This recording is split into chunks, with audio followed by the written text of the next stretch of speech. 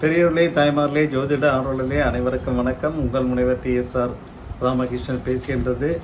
நம்ம திருவிழா மாதமான ஆடி மாதத்திலே ஆடி பெருக்கு வந்துவிட்டது.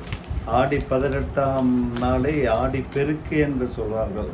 அதாவது ஆடி பெருக்கு ஆடி மாதத்தின் 18வது நாளையே ஆடி பெருக்கு விழாவாக எல்லோரும் கொண்டாடி கொண்டு வருகின்றோம். அன்னைக்கு பார்த்தோம்னா அருகில் உள்ள நீர்நிலைகள், ஆற்றங்கரை, இல்லை குளம், ஏரி, இந்த மாதிரி இடங்களுக்கெல்லாம் போய் ஆற்று மணலில் பிள்ளையார் பிடித்து வைத்து காவிரி அன்னைக்கு நன்றி செலுத்தி வழிபாடு செய்வார்கள். பொதுவாக நம்ம ஆடியில் மழை பரவலாக எல்லா பக்கமும் நல்லாயிருக்கும். எல்லா நதி தீரத்திலையும் தண்ணீர் பிரவாகமாக ஓடும். இந்த வருடம் நம்மளுக்கு மழை இல்லைன்னாலும் இப்போ வந்து கொண்டு இருக்கின்றது. ஆடிப்பெருக்கு அன்னைக்கு செய்யப்படும் வழிபாடு, தான தர்மங்கள், துவங்கும் செயல்கள் ஆகியவற்றின் பலன்கள் பல மடங்காக உயரும். நம்ம பொதுவாக பார்த்திங்கன்னா ஆடி மாதம் எந்த புது காரியத்தையும் செய்ய வேணாம், இதையும் கொஞ்சம் ஒத்தி வைங்க, தம்பதியரை கூட பிரித்து வச்சிடறோம். ஆனால் ஆடி 18 ரொம்ப விசேஷமானது.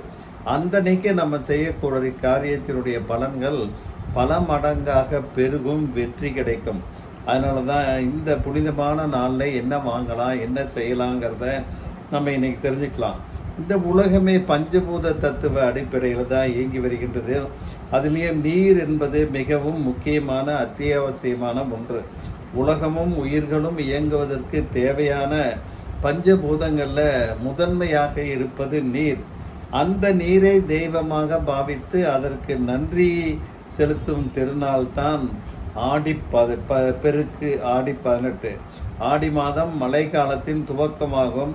ஆடி மாதம் வேப்பிலை தோரணம் கட்டி அம்மன் கோயில்களிலே திருவிழாவாக துவங்கப்படும். இந்த திருவிழா நிறைவடைவதற்குள் கண்டிப்பாக மழை அந்த ஊரில் பெய்ய துவங்கும் என்பது ஐதீகம். அந்த பெய்யக்கூடிய மழையால் ஏரி, குளம், ஆறு இதெல்லாம் நிரம்பி, நீர்நிலைகள் நிரம்பி விவசாயம் செழிக்க உதவும். அதனால தான் காவிரி அன்னையை தெய்வத்திற்கிணையாக ஒப்பிட்டு நாம் மதித்து வணங்குகிறோம். எங்கேயோ பெய்யக்கூடிய மழை, அதாவது அந்த காவிரி ஆறு துவங்கக்கூடிய அந்த குடகுமலையில் பார்த்திங்கன்னா 4 அடி அகலத்தில் தான் அந்த காவிரி ஆறு துவங்கி இங்கே பார்த்திங்கன்னா அகண்ட காவேரியாக நம்முடைய தஞ்சை மாநிலத்திலே 4-5 மாவட்டங்களையும் பரப்பி கொண்டு வருகின்றது. ஆடி மாதத்தில் பொங்கி வழியும் தண்ணீர், ஆற்று நீர், காவேரி ஆற்றின் கடைமடை வரை பாய்ந்து ஓடுவதற்கு 15 நாட்களாவது ஆகும். அதனால தான் இந்த ஆடி 1ஆம் தேதி மகாபாரத யுத்தம் துவங்கியதாக சொல்வார்கள். 17 நாட்கள் யுத்தம் முடிந்து 18வது நாள் பாண்டவர்கள் வெற்றி பெற்று அமைதியையும் தர்மத்தையும் வெற்றியையும் அம்பிகையின் அருளையும் பறைசாற்றுவார்கள்.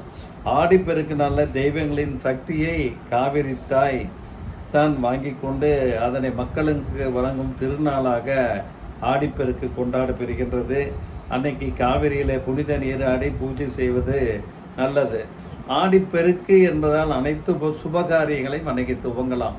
புது கணக்கு போடுறது, இல்லை வரன் பார்க்கறதுக்கு மணமகள் தேடுவது, மணமகன் தேடுவது, நிறுத்தி வைத்த பணிகள் எல்லாத்தையும் அன்னைக்கு துவங்கலாம்.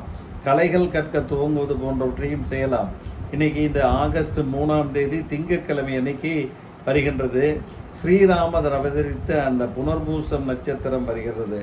அதனால் இந்த நாளில் வளைகாப்பு போன்ற சுப காரியங்களையும் செய்யலாம். ஆடிப்பெருக்கு அன்னைக்கு புடவை, நகை இதெல்லாம் வாங்கியே தீரணுங்கிற அவசியமெல்லாம் இல்லை. ஏதாவது மங்கள பொருள்கள் வாங்க வேண்டும் என்பதில் தான் நம்முடைய முன்னோர்கள் வகுத்து வைத்தார்கள். அன்றைக்கி ஆடிப்பெருக்கன்றுக்கு பொதுவாக திருமாங்கல்ய கயிறு மாற்றிக்கொள்ளும் போது ஏதாவது பழுதடைந்திருந்தால், தேய்ந்து போயிருந்தால் ஆடிப்பெருக்கன்னைக்கு அந்த மாங்கல்ய சரடு மாற்றிக்கொள்ளலாம். அதனால தான் திருமணத்திற்கான பொருட்கள் வாங்க துவக்கலாம். அன்னைக்கு எந்த வித கட்டுப்பாடும் கிடையாது. அதனால் இது செல்வம் பெருக ஏதாவது மங்கள பொருட்கள் வாங்க வேண்டும். அது நம்ம உப்பு, மஞ்சள், கல் உப்பு, மஞ்சள் வாங்கலாம். மஞ்சள் கிழங்கு வாங்கி பூஜை அறையில் வைத்து பூஜைக்கு பயன்படுத்தி பின்னர் இது பண்ணலாம். பெண்கள் ஆற்றங்கரைக்கு சென்று குளித்து புத்தாடை அணிந்து தாலிச்சரடு மாற்றிக்கொள்வது வழக்கமாக இருக்கின்றது. வாழை இலையில் சர்க்கரை பொங்கல், தேங்காய், பழம், மஞ்சள், குங்குமம் வச்சு நதிக்கு வழிபாடு செய்வார்கள். குடும்பம் செழிக்கணும், மழை நல்லா பெய்யணும் என்று பொதுவாக வேண்டிக் கொள்வார்கள். நீர்வளத்துக்கும் விவசாயத்துக்கும் முக்கியமானது ஆடி 18.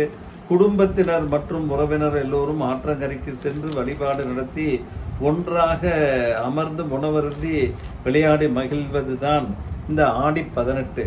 தவிர இன்னைக்கு பார்த்தீங்கன்னா இந்த ஆடி 18 அன்னைக்கு பஞ்சமி திதி வருது. பஞ்சமி திதியில் நம்ம வராகி அம்மனுக்கு மிக உகந்ததாக நாம் கருதி சிறப்பு பூஜை செய்கிறோம்.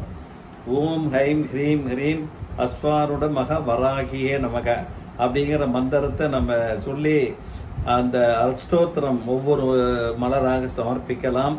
அம்மனுக்கு கருப்பு உளுந்திலே வடை செய்து அதையும் மாலையாக போட்டு வழிபாடு செய்தால் கிரக சாந்தி ஏற்படும்.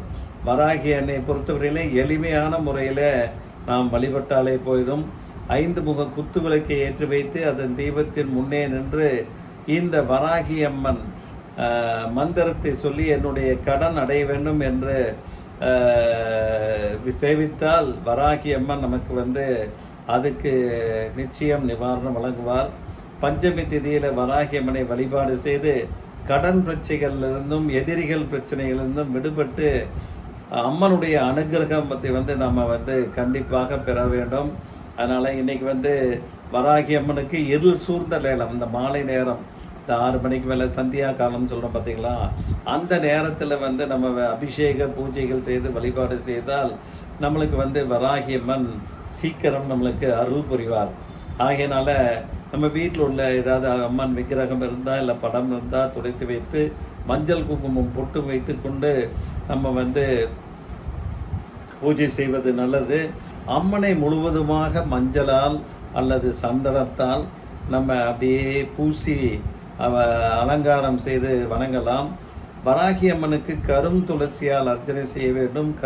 துளசி கிடைக்கலன்னா செவ்வரளி பூக்களால் அர்ச்சனை செய்யலாம், இல்லைன்னா மல்லிகை பூவால் அர்ச்சனை செய்யலாம்.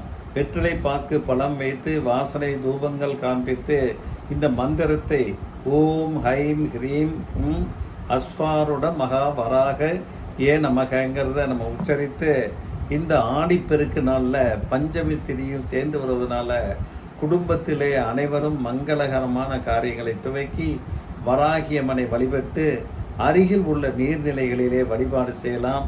இல்லை வீட்டிலேயே கிணறு இருந்ததுனாலும் சரி, இல்லைன்னா பைப்புக்கு பக்கத்தில் சின்ன கொஞ்சம் மண் மேடை மாதிரி போட்டு அது மேலே சாலங்கிராமன் சொல்லக்கூடிய வெங்கச்சக்கல்ல ஒரு 7 அல்லது 9 கல் சப்த நீருக்காக வைத்து வழிபாடு செய்து நம்ம நோன்பு சரடு மாற்றிக்கொள்ளலாம். ஏழை பெண்கள் யாரேனும் வந்தால் அவர்களுக்கு நோன்பு சரடும் நம்ம ரவிக்க விட்டும் வளைகள், மஞ்சள், குங்குமம், கண்ணாடி வழங்குவதால் நமக்கு எல்லா வளமும் நலமும் ஆடிப்பெருக்கு தினத்திலே கிடைக்கும். அனைவரும் ஆடிப்பெருக்கு தினத்தை அம்மன் வைபவமாக கொண்டாடி வராகி அம்மனை கொண்டாடி எல்லா பிரச்சனைகளிலிருந்தும் விடுபட்டு எல்லா வளமும் நலமும் பெற வேண்டும் என்று கேட்டுக்கொண்டு நிறைவு செய்கின்றேன். நன்றி, வணக்கம்.